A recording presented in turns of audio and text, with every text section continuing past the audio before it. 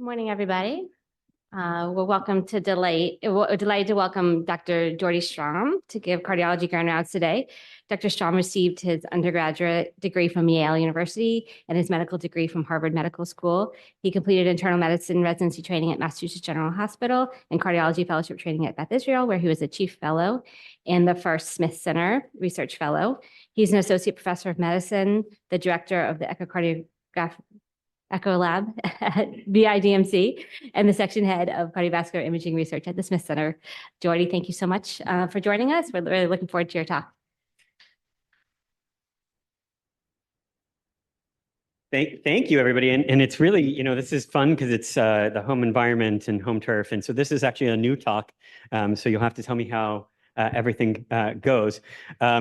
But also, some people call it cardiovascular ultrasound because nobody can actually pronounce echocardiography. Interestingly enough, the story was that there actually was neurocardiography, sort of what when Harvey Feigenbaum sort of originally did the sort of initial echoes, that was how they were looking at midline shift in the brain and doing M mode to see whether or not there was sort of effacement of the ventricles. And so when he decided, well, I think I could probably use this for this, and applied it on the chest, and ultimately saw the movement of the pericardium, and that was really sort of the start of the field of echocardiography. That really was the way that sort of originated. But so thank you. So my goal today is to give you a little bit of a different talk on AI than you may have received in the past. I know there's lots of hype around AI, and I think some of that is certainly warranted, but some of it is not. And I think we need to be balanced about our approach. And so I wanted to start off with an anecdote. As often grand rounds do, going into the case, this is sort of a case discussion.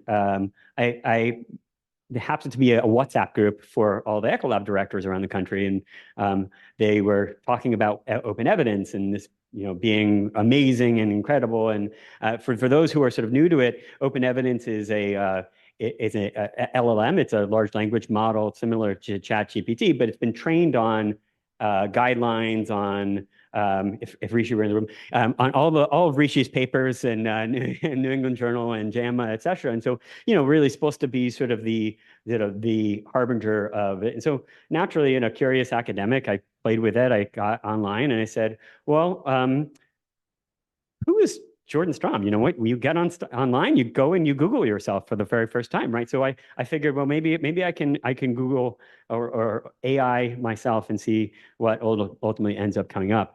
And so this was the response. And interestingly enough, as of this morning, it won't actually give you a response. It says it's outside of the terms of open evidence. But back then it said, Jordan Strom is one of the authors involved in the early TAVR trial. It was a randomized trial of surveillance of patients with asymptomatic severe aortic stenosis. And that's flattering. But honestly, I had nothing to do with the early TAVR trial. So I was a little bit confused. So I asked a follow-up question, is what role did Jordan Strom play? And it said, I played a significant role in the trial, and then went on to describe aortic stenosis. And so I said, well, we really got to change the subject here. It's clearly on a tangent here, and there's got to be something else that's going to be better. So I said, has Jordan Strom studied anything outside of aortic stenosis? And of course, it said, yes, of course, he's conducted research outside of aortic stenosis, including this study about an AI for reliably detecting aortic stenosis. So some bugs to be worked out, clearly. And I think at the end of the day, this is probably just the AI confusing me for somebody who's, a little more dapper and better looking. So for those of you who don't know, this is Philippe Genereux, who was the PI for the early TAVR trial, and a wonderful human being. But of course, it doesn't really know what I look like. This is actually what I look like. So I say this in jest, but at the end of the day, if you had asked me 10 years ago, would you be giving a talk on AI? And in fact, I seem to remember having a conversation with Rob earlier on in my career about AI, and saying, it's not the best pathway to be going down. So why am I here giving you this talk? And And I think it reflects the fact that the field itself has completely changed, and the field of imaging is completely influenced by AI for many, many ways. So it's impossible to be involved in the field and really not have some kind of component that's tagging you to it. And so, and the reason is echo, like many other things that we do in medicine and outside of medicine, is a complex multi-step task. And that could be flying a plane. It could be uh, uh, doing a surgery. It could be many other things that ultimately we do. And I think we know this on a very personal basis. I see Jess back there, and so she certainly knows, like, the pace. There's a ton of work and a ton of steps involved, and lots of things can go wrong. So what do you got to do? You got to select the right patients. You got to make sure they get there.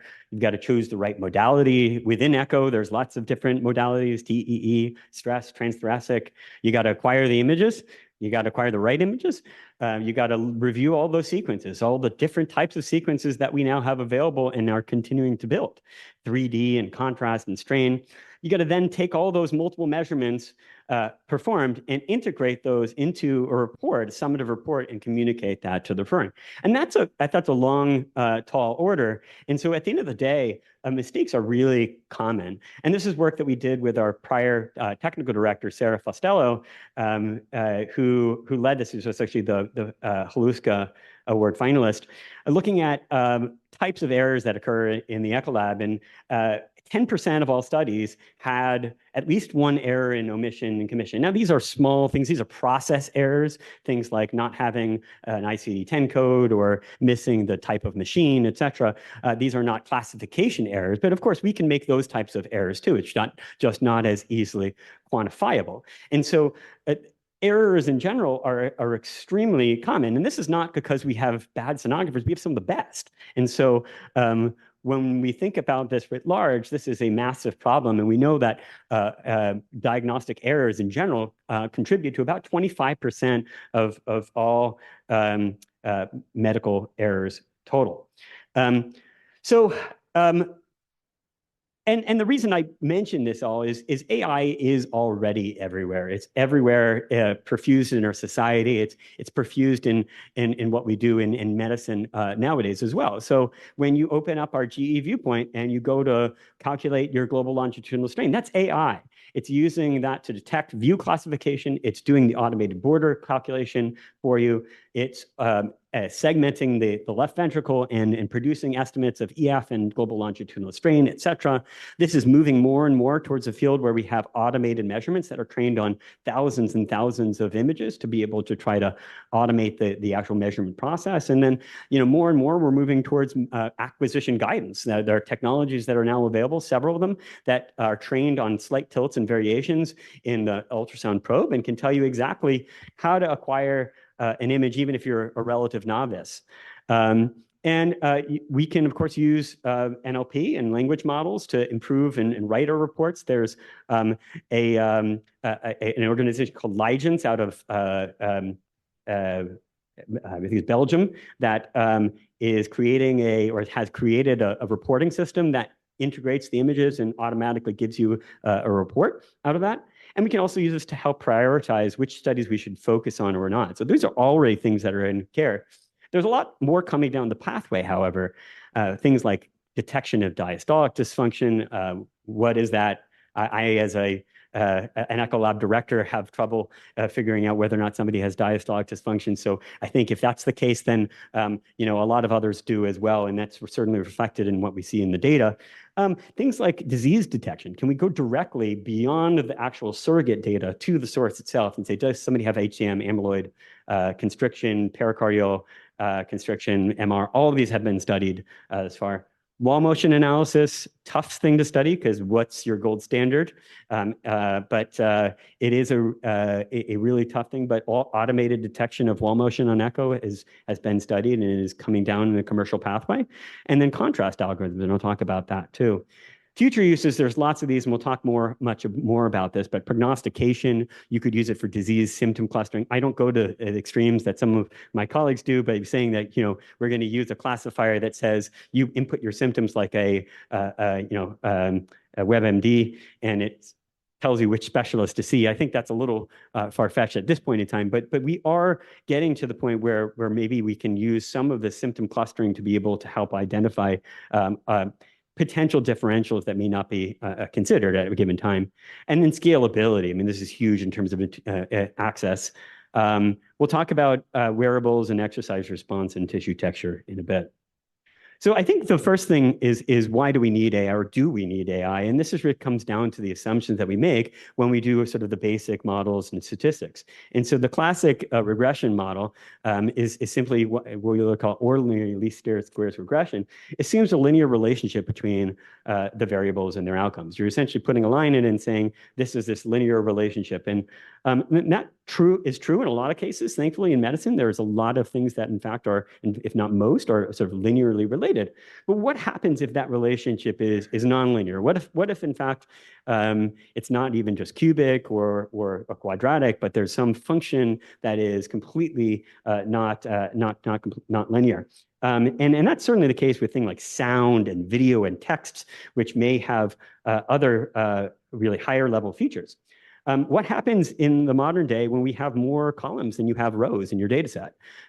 Traditionally, models become unstable if you include a lot of predictors compared to your outcomes. And so what happens if you have all these predictors? Which ones are important, and ultimately, which ones matter the most? Does all this matter at the end of the day? And oftentimes it's when we studied this, a complex model is not always better, and sometimes the simpler model actually gets the job done and is more explainable than these more complicated models. So we have to understand the circumstances in which they do matter. And one of those, or some of the things within cardiology, one particular feature is images, and so. This is really brought about by the sort of advent of convolutions. And convolutions are basically a window that processes over an image. And we think at the end of the day, an image is just a bunch of ones and zeros. You can think about the intensity of the pixel data as a 1 or a 0 if it's black or white. And in similarly speaking, for color images, you can think about them in terms of red, green, and blue intensity. So you can use that, and you can use these convolutions to apply mathematical features to these and essentially get a smaller image that retains a lot of the edge features or a lot of the features of that initial image, but is smaller and contained and lives a little bit more easier for a machine to process. And that really has made images extractable and digestible and valid input data to be able to be used for machine learning. What's more, we do a lot of sequence data in medicine, EKGs, videos, texts. And so having some sense of memory, going back and understanding, in fact, what was done beforehand and how that's used to process or take that data into account when you're making those future decisions is a critical part of this too. And of course, machine learning has the ability to do that. So, and then this is where really traditional statistics and modern machine learning sort of have a crossroads. And this really started back in the 1940s, and I'll talk more about that. But there's really two buckets of thinking. There is a sort of branch of statistics called statistical learning, sort of with sort of Hastie and Tibshirani being sort of the key, one of the key leaders and founders of the field here, talking about how do we not only predict better, but how do we still learn from those predictions, select our variables and ultimately predict our outcomes. But the goal is also to make things explainable, is to understand the uncertainty, the assumptions we're making, and to make things explainable. And that can be basic linear regression, logistic regression, et cetera, all the way up through splines, lasso or ridge regression, where we're selecting certain covariates that are important, to random forests and the support vector machines, much more complicated models. But this is really a field into and of itself. And around the same time, Tom Mitchell, this is sort of the cardinal book that a lot of the data scientists read. The modern data science field originated with this idea that our goal is really just to predict well, and it doesn't really matter what the association is with the outcome as long as it predicts well. And I would argue that's not necessarily the case. And maybe if you're doing it on your own system and applying it on your own system, then some variable that happens to be associated with the outcome and predicts really well can be useful in a prediction model. But if you're trying to apply this to many other areas or other sites, then you have to understand what key and conserved elements exist across data sets that may be biologically related and have some plausibility to it to really understand. So we really need a combination of both of these approaches. But this is sort of where we are nowadays. So a little bit of a brief history about where we got there. And this really actually started, believe it or not in the modern era, but this has been a known idea for quite some time. And so in 1943, McCullough and Pitts published this, who were psychologists, published this really seminal paper looking at a logical calculus of ideas immanent in nervous activity. And essentially what they established is the mathematical framework for considering neurons in the brain as sort of mathematical functions. It takes an input in, it does some kind of function, it spits an output out. And that framework was sort of initially sort of thought up and conceptualized in the 1940s. Now, it wasn't until the sort of 1950s where Frank Rosenblatt did the first perceptron. It was the multi-layer perceptron, which was really the founding of the field and how do you use that idea of a neural network and neurons and reproducing what we do in the brain to apply to predictions. And it was very exciting until about 1969 when there was a paper that came out by Minsky and others that showed that in fact these perceptrons were really good at establishing a linear boundary, sort of, it's either A or it's B. But if there were nonlinear relationships, they were pretty much defunct. And so that the funding dried up. There was a loss of interest in AI, and this really sat on the shelf for quite some time up until Geoffrey Hinton in 1986 discovered backpropagation. And that was the idea that you can now build a multi-layered network, and I'll talk about how this happens, where you can actually understand your mistakes and go back and try to fix them. And he won the Nobel Prize in 2024 in physics for this discovery. In 1989, this was when we first applied it to imaging. And so the LeCun's, Linette's convolutional neural network was really the first modern neural network to look at images and used handwriting recognition. It was extremely good at that. And so that was raised a lot of interest in the use of images and growth of that. But it wasn't really until 2006 where everything came together. And at that point in time, GPUs, graphical processing units, which essentially are used for gaming, because gaming, when you're rendering these structures, you have to do a lot of sort of mathematical transformations and matrix multiplication. And that turns out to be a lot of what the computational aspects of neural networks are. And so AlexNet was really the first neural network that utilized these modern GPUs to accelerate the process. And it really was where the GPU, the computing, and the science and the theory came together with the data and allowed the explosion of AI that we now see today. And then the next sort of major feature was in 2017, where we really had the birth of the transformer. This is the paper that started it all. Attention is all you need is the name of it. And it really comes back to what we do nowadays with ChatGPT or Open Evidence or some of these large language models is they're transformer models. So they take little blocks of text, they take little blocks of numbers, and as opposed to looking at them one by one in sequence, they look at the whole picture of them and say, where should I focus my attention on to be able to answer the question that's relevant here? And because it's looking at the whole universe, it has to be this massive computing resource, but it also gets really good results.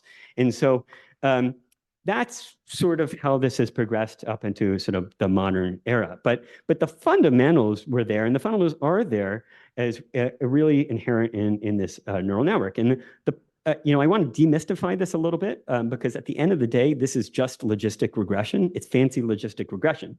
And at the end of the day, each one of these neurons that's in this network is just a logistic regression model. It takes an input. It applies a weight that depends on the importance of that particular neuron to the output. And then it gets an output and it feeds that on to the next level, and the next level does a similar kind of thing. And then at the end, you have a classifier that takes all that information and makes a decision about that probability. You have the data in front of you, and so the weights are initialized based on the data, but then there's this initial trial, and if it doesn't work as well, bless you, there's a loss function that calculates the error, that's the predicted minus the truth, and tries to improve upon that. And so the back propagation process is it then goes backwards from the output layer down all the way through those towards the input layer, and compares the contribution or the partial derivative of each neuron to the error. And so it downweights neurons that are unlikely to cause that are not contributing or potentially contributing to errors, and upweights ones that are not. And so good predictors are upweighted, down weights bad predictors. So that's sort of the tenets behind it. Now, why are we having this conversation? And I would first to say that, I think it's a little bit of a double-edged sword that we have nowadays. And so this is, I don't know if any people in the room are fans of Italian Western movies. I was hoping Eli would be in the room because I think Eli would probably the most amongst us to be there. But no, I don't. I'm not a big fan either. But this is where the phrase "good, the bad, the ugly" comes from. It's actually a 1966 Western featuring Clint Eastwood as the good, sort of this mixed character trying to understand and grapple with the sort of moral relativity of the world.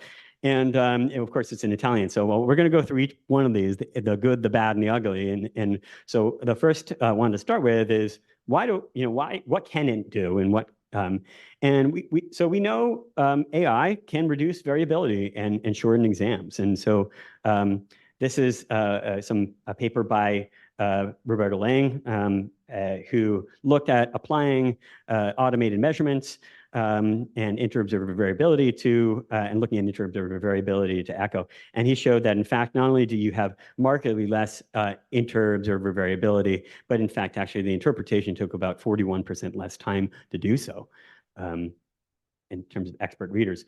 This is work we've done with Katie Rayner that is in press right now, looking at contrast enhanced echo. And it turns out a lot of the algorithms that have been developed for non-contrast echo, and we don't have a lot of good AI tools for contrast tools, even though we know that the contrast images are probably the better images. So we worked with Philips and helped develop this, and it identified that, in fact, this was feasible in 92% of cases. There was no difference between the automated and manual measurements. I should say that 3 sonographers manually reviewed all of the tracings. They did the tracings themselves. They got together. They then decided which tracings were the best of those, the right ones, and they designated that, and that was the gold standard to compare against. And there was no difference in EF and minimal differences in volumes, yet the average time saved from using the automated approach was 7 minutes per study, which is an absolutely massive amount of time. And so, can we do things that we're doing already better and more precisely? But I think that one of the interesting areas and one of the important areas is, can AI actually teach us about disease? And this is work from Sanjeev Shah's group looking at unsupervised learning techniques. This is a hierarchical clustering model, but essentially sort of being agnostic to any structure in the data and saying, are there structures in the data that we can pick up on, clusters that may actually have phenotypic relevance? And can we use that to understand the disease further? And he identified that within HFpEF, there are 3 phenogroups that have varying different mortality and risk trajectories. And he's gone on now. There's a whole large heart share study that the NIH has been running to combine all the data sets across the NHGRI to try to better understand the biological relationships of these types of individual clusters. And this is work that we're now participating in as part of a collaboration with Parthas and Gupta in his RL1, looking at ultrasomics. And so can we use the actual tissue texture itself? So the images on echo itself have an intensity, they have shape, and they have texture. They have grayscale patterns. And it turns out those grayscale patterns may not mean much to us, but in fact, actually, they may have some value when you look at them further. And so this is studies that he's done showing that, in fact, you can pick up on areas where there's relative higher intensity or abnormal pixels in a particular region that correlates with regions of scar on cardiac MRI. And we're applying this on a point of care ultrasound to see if we can quantify scar size. And he's now then gone back and looked at several mouse models where they've done this and identified that those areas under histology are actually areas where there's increased fibrosis. And so it expands the idea of, can we use echo and our technologies for a broader purpose than what they were initially intended? And I think that's a very exciting area where we could help teach us about disease. This is work done by Christy Zhang, who's our really fabulous medical student who's been working with us and Prashant in the MESA data, looking at can we predict cardiac age based on, we know there's a difference between biologic age and chronologic age. They're correlated, but they're certainly not synonymous. And so if we just look at the echoes and predict somebody's age based on the echo variables, and then compare that to what their actual age is, can we actually identify interesting features? And in fact, actually, we found that the delta between the age of a chronologic age and the biologic or predicted cardiac age increases as people age, suggesting maybe there are sort of heterogeneous trajectories of aging.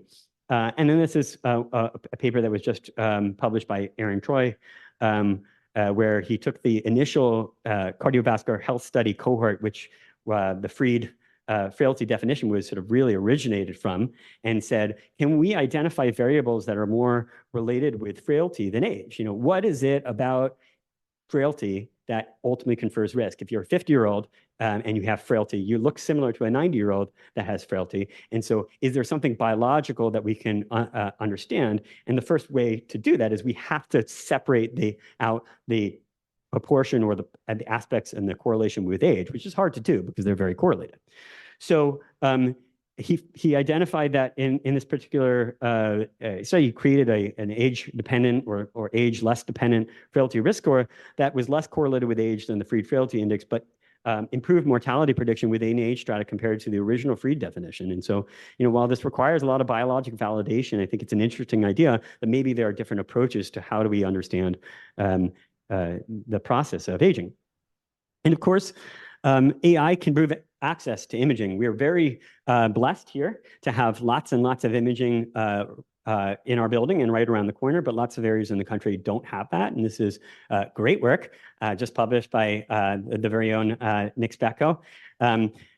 Just a month ago here in JACC Imaging, looking at 65 million Medicare beneficiaries and their proximity from the closest imaging center to their site of residence. And what we found is that 95% overall of the US population lives within 16 miles of an echo center. It's really kind of dramatic. Everybody lives close to echo. But that's not the case if you start to look at other of these advanced technologies. You start to look at things like CT, CMR, and PET. You drop off to the point where 8.3% of centers perform cardiac MRI, and only 0.9% perform any kind of cardiac PET. And so it's really, really uncommon. And this gets to when we're writing guidelines and saying you should be doing cardiac CT or cardiac MRI, et cetera. If we don't make it possible for people to follow those guidelines, they're not going to be able to meet what we're intending. So as you would expect, longer distance in general is associated with less imaging. But interestingly, we found that in people who were in urban areas, the people who had the least amount of imaging were actually closest to the imaging centers. And a lot of the sort of urban sociodemographic features that contribute to their care ultimately sort of resulted in them living close but not having access. Proximity is not the same as distance. Can we get better? So one of the ways we've thought about this, and we published on this in the past, is the idea of sort of rural healthcare networks and with AI-assisted point of care. So ultrasound in general is getting smaller. You can get an ultrasound for less than $5,000. That's a decent quality ultrasound. And nowadays, there are ultrasounds that either are wearables, so you could, for example, send somebody home with a wearable patch to monitor their pericardial effusion over time or their systolic function as they exercise, et cetera, et cetera. That's coming down the pipeline. But also there's these guidance devices that can tell you where to put your hand. We have those for the fellows, but also we see that there's potential for sort of hub and spoke models for care delivery, that where you are, have a sizable rural population. So for example, I was working with Con Liu, who was the director of the University of Iowa lab, and there people travel for 200 miles to get an echo. And so, can you have a primary care physician or nurse practitioner at the point of care scan that person and say, this is something that needs to go right away, or this is something that can wait a little bit longer, to be able to help improve the triage and monitoring. And then there's of course, can we go straight to the end game, which is, can we detect disease? And this is a paper that we worked on with the Ultromics group, who was based out of Oxford, looking at a HFpEF classifier model, and that uses a single 4-chamber clip to classify somebody as having HFpEF or not. And it worked extremely well in our data, but it's not just enough to say it works well. You have to compare it to what the existing standard of care is. And so we looked at the H2PEF and HFA-PEF scores as sort of clinical risk scores. And in general, it didn't discriminate better than those scores, but what it did do it was much less uncertain in terms of its results. So there were a lot of cases where the clinical scores were indeterminate, but then the AI ultimately resolved the diagnosis. And maybe that's where this gets applied in care, is there's sort of a staged sequence where, in fact, it's not the upfront tool you use in everybody, but it's in people who you ultimately need more data on.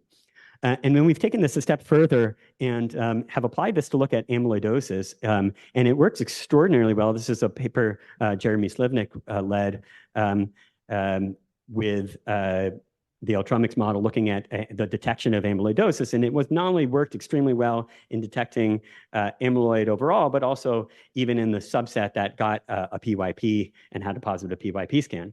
And one of the key insights that we learned from this is the value of sequential testing. That is, if you applied this model to the entire population, you'd got a lot of false positives. But if you applied it to people who had a positive HFpEF screen, you automatically increase your positive predictive value. And so therefore, you're dealing with a population that's already pre-selected for the presence of potentially having some disease. And so that, in fact, was a key insight that sort of suggested that this sequential or layer testing may have some validity in terms of how we practice. AI can stratify disease. So as many of you know, I have a passion for aortic stenosis. It's a common disease. It costs the healthcare system, from some of the research we've developed, about sort of $470 million per year. And of course, more people with mild and moderate aortic stenosis exist than severe. And so, to the extent that any of that may be relevant for their disease course, that contributes even more years of life loss. About 1/3 to 2/3 of patients with severe symptomatic AS, despite that, never receive an AVR, and even at good centers. And this was a particularly prominent paper by Samuel Maria out of the MGH group, looking at people who had a class 1 indication for high gradient AS, and 1/3 of those didn't receive AVR. And the situation was far worse if you looked at low flow, low gradient, where it was about 2/3 of people, even as AVR volumes had increased at MGH. And about 25% don't receive adequate echo follow-up. That's some good data that actually Warren and colleagues came out with sort of many moons ago. 1 in 5 have a greater than 3-month delay to treatment. We know that the increased risk of, while you have symptomatic severe AS, is about a 2% increased relative risk of mortality per week while you're waiting for TAVR. About 7.5% of people die while waiting, or 5%, and 7% are hospitalized while waiting for AVR. So this is non-trivial by any stretch. And when you look at this relative to some of the other things that we do, and this is not the only paper, but this is our paper looking at that has shown this, but this is our paper, the risk of aortic stenosis is that similar to that of, on a sort of broad level, of that being a dementia and types of cancer. And so can we get better? And can we use the echo to get better? And the echo alerts have been shown, and Varsha Tangaturi at MGH recently showed this, as well as Mary O'Shara Crosby, that alerts may in fact actually sort of improve the timely referral and even maybe potentially outcomes of those patients. So, but can we get one step better, which is, can we use the echo to get around our blind spots? And so this is some research that we have done in collaboration with our Australian colleagues who have established the largest echo data set in the world, across 1 million echoes across about 40 sites in Australia, validating their software for use in our data. And essentially, we took their software agnostic, and this software doesn't use the images, just uses the actual report data. But it uses all of the report data, explicitly does not use LVOT dimensions because of their inaccuracies, but uses the rest of the data to say, predict what the LVOT should be. And based on the entirety of the data, what's your likelihood or probability of having the phenotype of having severe aortic stenosis? It turns out worked extremely well in our data. Identified every single person clinically in the last 30 years who has had aortic stenosis, severe aortic stenosis by our clinical criteria, but in fact also identified an additional 3% of people who mostly had moderate AS, but who had an exactly similar mortality trajectory to those who had severe. So are those high-risk moderates? Are those severes that we're just misclassifying as moderate? Who knows? But this has been consistent from study to study. It's been consistent at a number of different sites now, and we're now currently prospectively testing the use of this to see whether or not it changes management and changes care that's administered at the BI. So you can click a button and it will pop up with the results of, do you have severe AS or not? And anecdotally, I found it to be extremely useful in some of these edge cases where it was really tough to determine. You can use it for high-risk disease. So this is work we worked on with Sean Dooley, 521 individuals with severe AS, low flow, low gradient AS confirmed by stress echo. We took a model that was Parthas and Gupta's model that was derived to identify AS. It wasn't looking for outcomes at all. It didn't have any clinical data, and we just applied it to our low flow, low gradient cohort and said, not only there must be some conserved features because we can identify people who are at higher and lower risk, even amongst that subpopulation that is already at high risk. Interestingly, those who had a mean gradient less than 20 didn't matter what the risk prediction were, they had sort of universally poor outcomes. So we learned a little something from that. And then, I think this is near and dear to, I see Jess smiling over there, to her heart here. Do we really need all of the echoes immediately? Everybody wants their echo stat in yesterday. And we do about 30,000 echoes a year here, and the volume's growing. And, so do we need them all? And do we all need them all right away? Well, if you ask the referring teams, the answer is yes. But my answer is no. And the reason being is that we don't have enough staff to do that.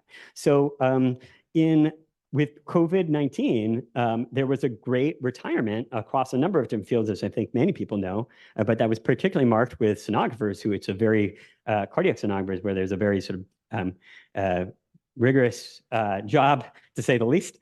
And so we actually have analyzed data, and this is part of a grant that Nick and I are putting together, and this is preliminary data shown to you. You guys are some of the first to see it. Looking at pre-post-COVID, and you can see the US here pre-COVID and then post-COVID.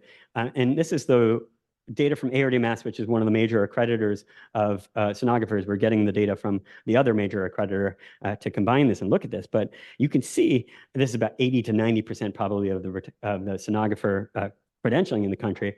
And you can see that there's a pretty big drop-off.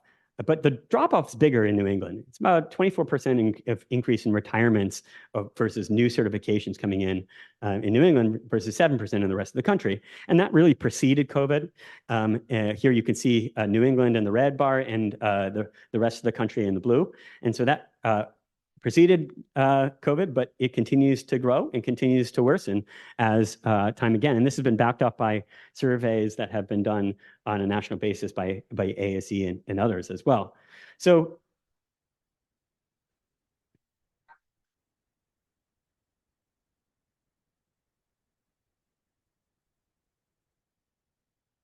that's a good question. We don't have, I don't have data on how this compares to other professions, but it's a good point. There has been some papers that have looked at overall diagnostic medical sonography and have shown that, in fact, we have similar trends, but outside of sonography, I don't know how it compares yet. But that's a good point. We can do that. So can we do better? And so one of the ways we've thought about this, and we we're fortunate to be able to get healthcare delivery sciences machine learning grant here to be able to use the compute cluster here to use our MIMIC data set, which is all of our ICU data, and has tons of EKGs. And we identified 45,321 pairs where somebody had an EKG and an echo on the same day.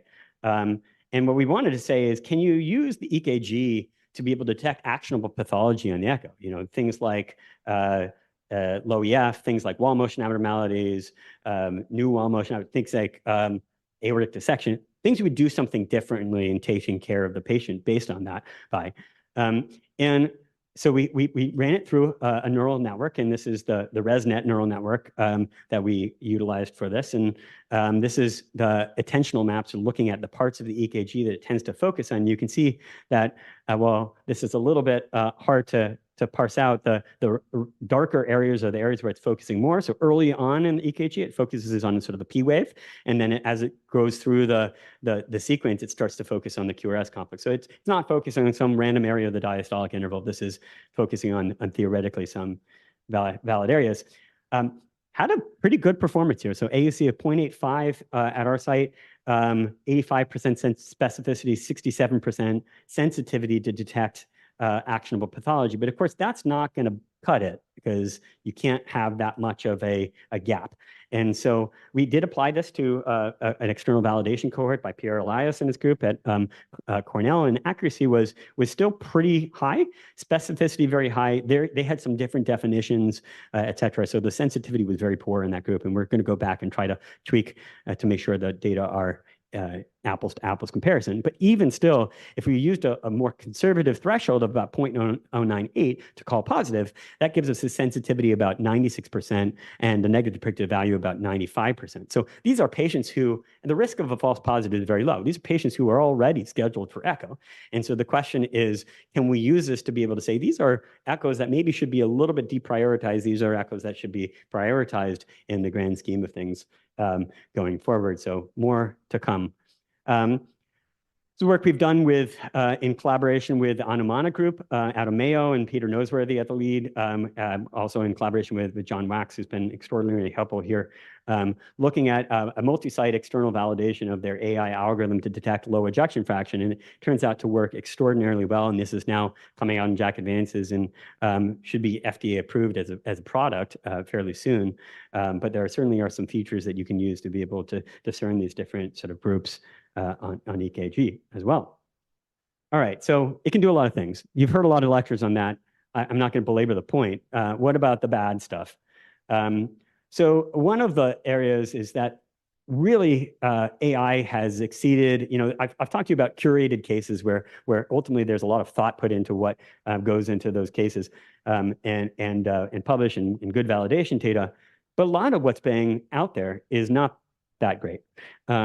And there's been explosive growth in AI that's really exceeded the FDA's capacity to be able to regulate this. So as of 2015, which is when the FDA released their guidance on software as a medical device, there have been 903 AI devices that have been approved. All of them are approved, about 10% in the cardiovascular space, about 75% of them are software. 40% of those had no data on clinical performance studies. Only 2.4% had any randomized studies. 8.1% were prospective.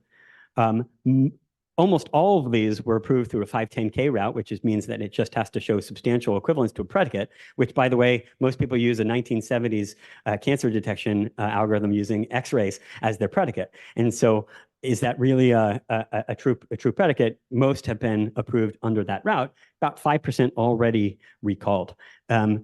Those who provided performance metrics, only 36% provide any information on sensitivity, 35% on specificity, and only 16.2% on ROC. And then, does it work in subpopulations? Clinical study subgroups lacking in the vast majority of cases, with only about 29% providing sex or age strata. So this is a problem. And this is out there already. It's hard to know. And then, so what actually happens in the wild? Are these being taken up? And this is a really nice paper from James Zhu and colleagues looking at the IQVIA data set. And they looked at all of the CPT codes that have now been created for all these AI devices. And they found that actually only about 25% of these, now this is a bit older, I should say, but not that much older. It's 2023. Only 25% of them had more than 1,000 claims. So there's lots of devices, but they're not being used a lot. The greatest usage in the cardiovascular space was FFRCT, not a huge surprise. HeartFlow tops the list there. And the prediction of adoption, if you're an academic hospital, you're 17 times more likely to be using AI tools. High income, metropolitan areas, these are the areas that are really adopting these. And what we're finding is, in fact, there's sort of increasing gaps between that and other areas. Now, what are the barriers in adopting here? Well, distrust, I think, is one thing. IT integration challenge. This is hugely challenging. Who in the world, we have IT integration challenges already. How do you then take that and take busy IT people and have them do these complicated tasks? Who's paying for this? At the end of the day, who reimburses this? So when Ultromix has a code for HFpEF, they have an NTAP code that gives a credit to the hospital for any case that there's a HFpEF emission. But the credit to the hospital doesn't come back to the Echo Lab. So the hospital gets some money back, but we never see it. We just see the cost. And so there's all these complicated inter-institutional financial things that ultimately contribute to why is this being used or not used in a particular circumstance. At least in one study of those, this is from the Netherlands, but in people who did implement, 28% realized a health improvement and 32% realized some health improvement plus cost savings. So, maybe there's some benefits, but we need to get across that implementation barrier. And one of the ways we need to do that is by building trust in AI. And so we and colleagues have put together really sort of checklists for doing multimodal AI evaluation, hopefully as a rule book for how you can improve the quality and reproducibility of the data that you're putting out there. But there's a good question: who governs AI? Is the FDA approves these devices after they've been approved? Theoretically, the FDA is supposed to also continue to regulate that, but they don't have the bandwidth to be able to do that. And quite frankly, they only know if somebody a company is submitting an edit to their software. So it's really challenging to know how do you do this. It's incredibly data hungry. We need to combine data sets across different institutions because otherwise we can't get generalizable samples. And then there's also these implications for staffing and payment models. When we talk to the ASE about this, the ASE advocacy folks say, yeah, you know what determines RVUs for physicians? It's effort, practice expenses, and time to image. Well, guess what? AI reduces all three of those. So, and just as a thought exercise, most of the payment for Echo is the payment for the cost of the room. So if you were to take an Echo machine we have now and reduce it down to a point of care ultrasound, sounds nice, but the reimbursement for Echo would go down to $5. And that would completely have a sea change effect on the field of cardiology, as well as a number of sort of practices out there. Who pays for this? Who pays for all this work? And who at the end of the day benefits? And are those the same? And I'll talk about that in a second.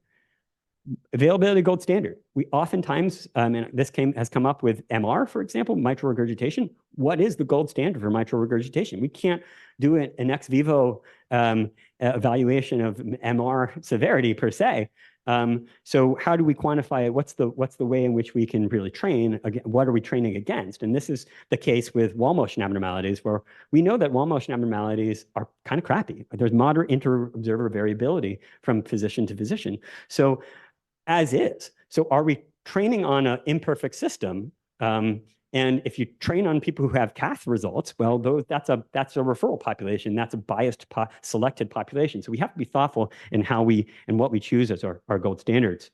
And then there's very few prospective implementation. All the retrospective studies we've done, we really haven't shown how does this work in practice and what are the effects, untoward effects and effects of using this in practice. And we really need that. We wouldn't implement a drug or any other device without more information on it and how it works in practice.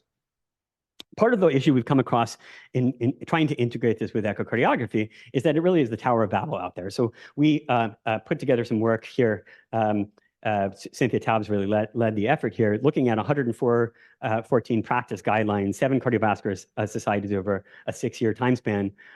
Abbreviations were everywhere. Abbreviation tokens were about 5,000 abbreviation tokens. 13% had more than one meaning. So a PA is that pulmonary artery, pulmonary atresia, physical activity. PV, is it pyrovalvular regurgitation, pulmonic valve replacement, pulmonary vascular resistance? There's lots of different, and this is in guidelines. These are in, some of the guidelines contradict themselves within the same societies. So it's really, really challenging. You know, Warren used to say, don't use PE, because PE could be pericardial effusion, it could be pulmonary embolism, it could be a lot of different things. So, and this is a challenge. So when you're abstracting the data and using NLP and other things, how do we know that we're even talking the same language? And so we put together a group to create the first guideline for standardization of adult echo reporting, with the idea of sort of creating some standard nomenclature behind which we can use for our echo reporting, with the idea of sort of creating a common framework.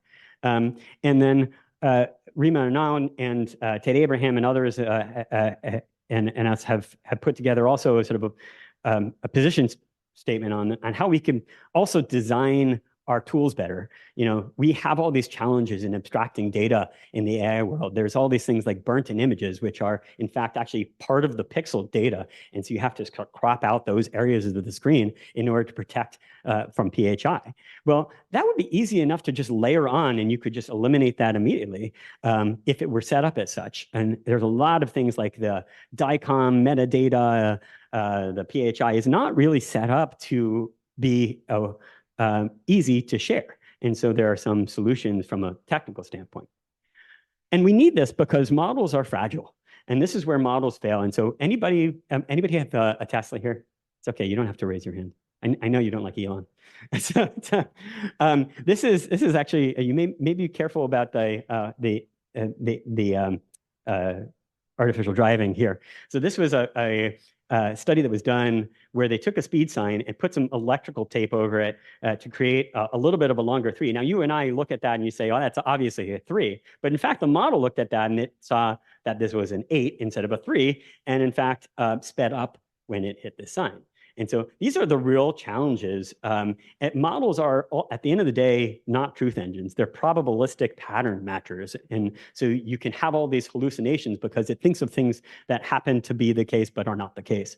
They work off of inference, not knowledge. They don't have a bank of knowledge that they're pulling back to. They're inferring based on the patterns of the data, and that can create all sorts of challenges. And in particular, that creates challenges around the context. These edge cases, which are not often included in training, are really challenging to detect. And it's oftentimes difficult to get the model back on focus in these long conversations for it to really pay attention to the full context of what you're phrasing. It has limited reasoning. You know, we say it's artificial intelligence, but I think it's more artificial than intelligent. It doesn't have, that logic is often inconsistent, and it often is very sensitive still to the phrasing of the prompt. Now, these are technical issues which will be improved upon, but the big issue here, I think, is data bias and generalization cost, which is that there's huge amounts of variability in our geographic, socioeconomic, practice variation, and diagnostic prevalence patterns. And unless you're training in a broad pool of individuals, it's not going to work in an area where it's not trained well in. Explainability, it's still an issue. We can use certain things like attentional maps. It's not always causal. Saliency maps are unstable. SHAP maps are computationally expensive.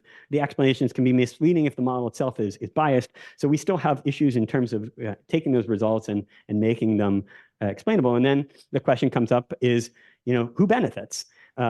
And so this is a great example. This is, again, Ross Upton, his group from Ultromics, when he was at Oxford, developed a AI classifier based on stress echoes to say whether a stress echo is positive or negative. And you can see it worked extraordinarily well in the test tube. But when you applied it, they then did a randomized controlled trial called the Proteus trial across the NHS.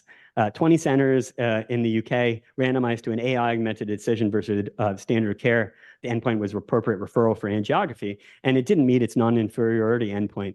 One thing that was interesting here is that the centers that were already doing a lot of stress echo didn't change at all, but the centers that were low volume stress echo centers did. And so perhaps this is bringing up the floor, but how does it make the top improve? And so I think there's a question of who actually benefits from the types of, and we need to study that to know that for sure. Now, of course, there's the ugly. And I would be remiss to say, you know, some of the stuff is really, really bad and makes the press quite a bit. So this is not necessarily from Echo per se, but is from the broader universe here.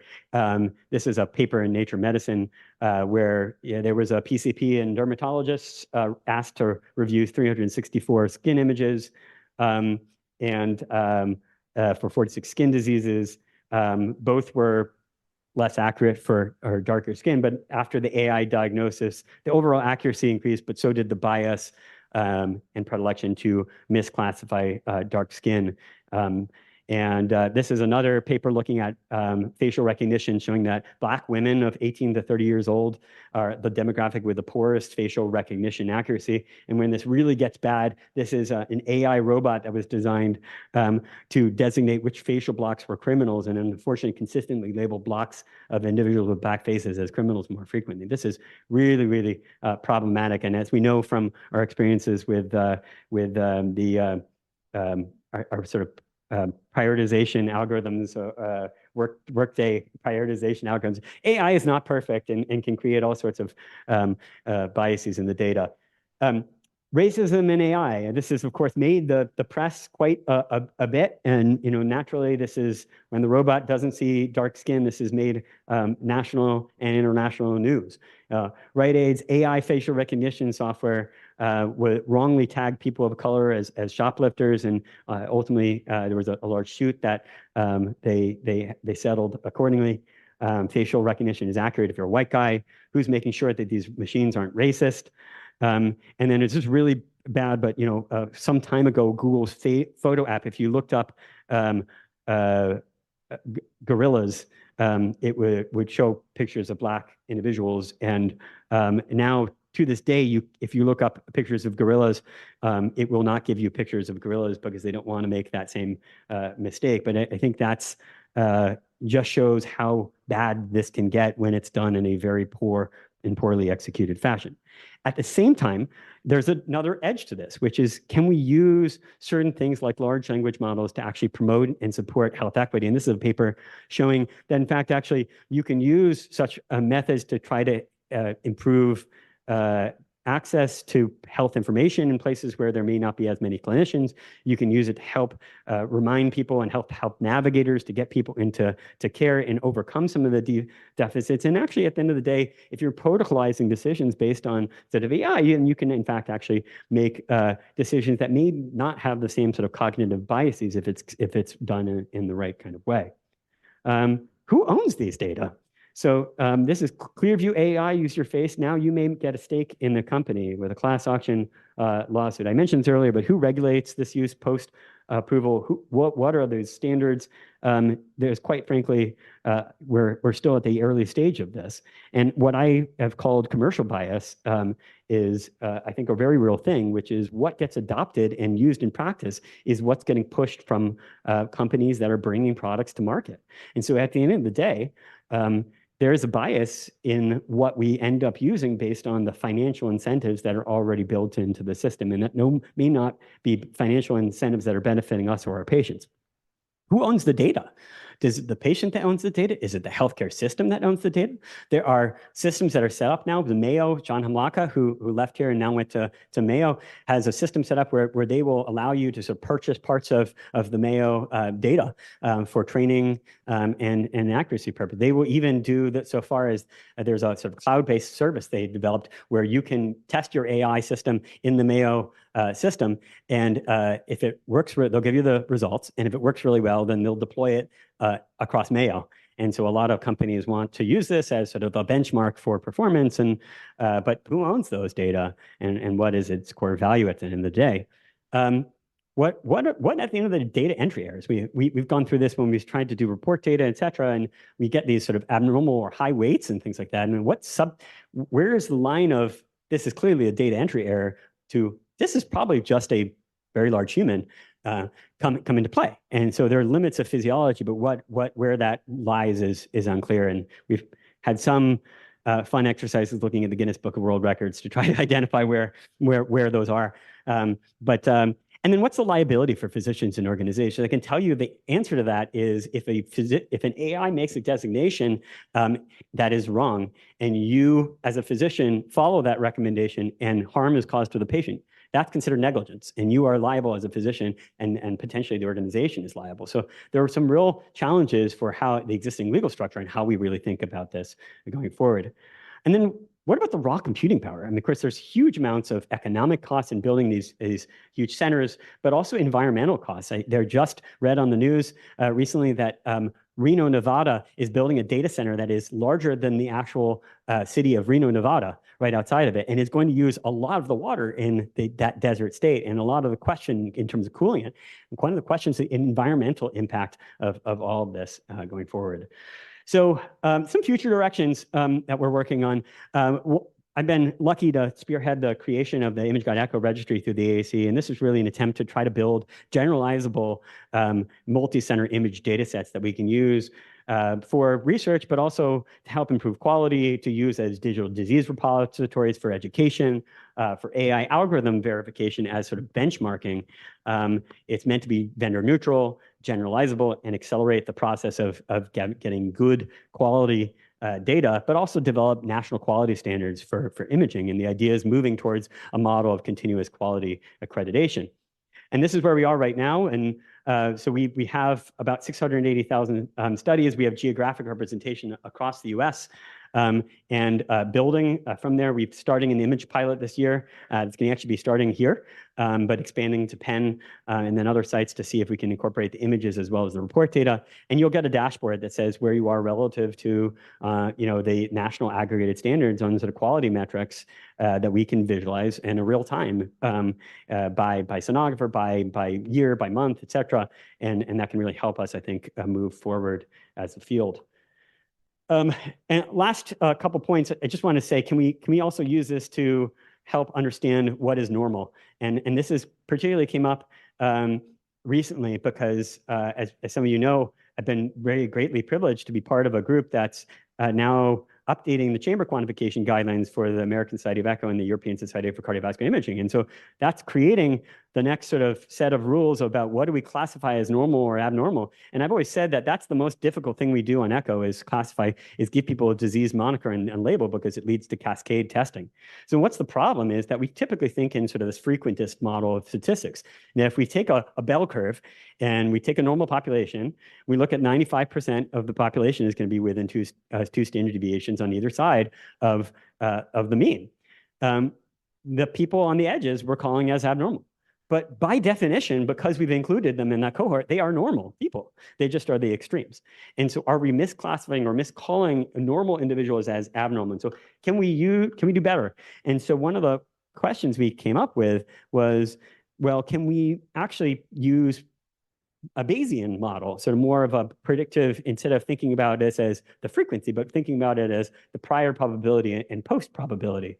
And so what we did is we took all the echo data, we used principal components analysis to get these sort of the key core elements that are uncorrelated, but that principal components that really reflect the variance of the data.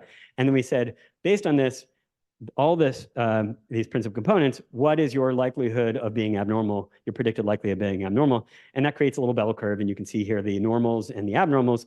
And we said, if you are above the 99th percentile for likelihood of being abnormal, we're going to call you abnormal, of being in the abnormal cohort. And there's people who are healthy aging. This is in MESA, versus the normal cohort. We can draw the line there. And then based on where we draw the line, what is the quantitative value that best separates or stratifies the group of normal versus abnormal? And what we found, we used some recursive partitioning to be able to do that. And you can see, and this is very preliminary right now, but you can use just for some of the interesting thresholds that we have here, stuff that kind of makes sense. The overall threshold for septal wall thickness of greater than or equal to 1.9. This is, again, an older population, so maybe a little bit of hypertension as well incorporated. Posterior wall thickness greater than 1.09. LV dimensions we'll come back to that in a second. LV systolic dimensions that are elevated, biplane EF less than 53%, kind of makes intuitive sense. What was interesting in particular is when we asked it to pick out what was the threshold most associated with abnormality, particularly in women, it ended up coming up with small LV volumes and high biplane, suggesting that maybe we are underestimating the importance of this hyperdynamic state in terms of the overall pathology. So Jeff's still there? No, she left. So I know the fellows in the room will appreciate this. So I said, well, one last exercise in AI, I'm going to look at ChatGPT. What are the chances that our TE machine breaks again? And if you know our lab, you know, it's the TE machine breaks a lot. It's not maybe all the time. It's not unique to us. The TE machine done everywhere. Apparently they don't manufacture good TE machines out there or cleaning machines. And so what are the chances that our TE machine breaks again? Well, the chances it breaks in one day, 13%. The chances it breaks at least once in the next 4 weeks is 98%. So it's so consistent, it's basically every week. And practically speaking, the chance of another breakdown within the next week is close to 100%. So word out there if anybody is an engineer who can fix that. But I really wanted to use that as a point to hammer home. AI has, as with many areas of medicine, lots of potential benefits, but it's not a panacea. And we have to be thoughtful in our approach towards understanding what works and what doesn't work. And that's really going to require a lot of leadership and governance and implementation challenges. We need to understand those implementation technical challenges. And we also need to figure out the regulatory, legal, and ethical issues, which are, in fact, actually more challenging than these technical issues and are going to require a lot of leadership standardization and consensus building across the societies. But we can't put the genie back in the box. The clock does not move backwards. And I think the AI as a framework is here to stay. So it's our decision in medicine how we best navigate the next opportunity and understand what works for us and what doesn't work for us to best advocate the opportunities and challenges of the now. So with that in mind, it takes a village. I would say it takes a city, but I've been privileged to have really the best of them. So it's been wonderful to be a part of this division, and this work doesn't happen alone. So thank you to everybody who's been Bobby and Rishi and Rob and Peter and others who have been involved in this. It's really been a wonderful journey. And there's my Il Bello.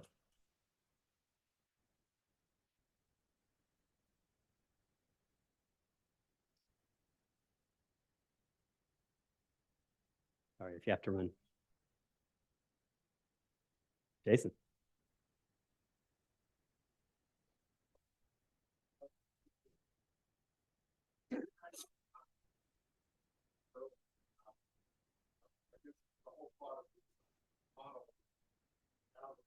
The more you eat it, the better it gets. So I don't know, like my most experience that I have is like brought up. I don't know. I don't think the more we fed it, the better it's got.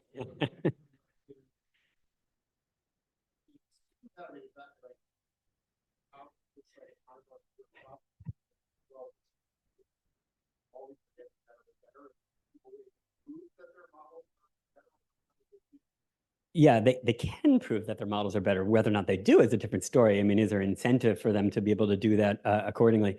The reality of it is most of the time we're not retesting.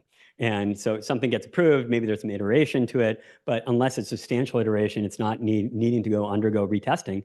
And so, it's also very dependent on the training data. And a lot of these companies, for instance, don't have access to the clinical data that we have on sites that has a lot of pathology in it. And even we have a lot of bias data because we have people who come to medical attention, and that's not necessarily the general population. And so at the end of the day, your data, even if it's large in number, are only as good as the way you selected it. And so if you select it in a way that doesn't completely captures the variation of what we see in practice, then it's not going to perform very well. Thanks.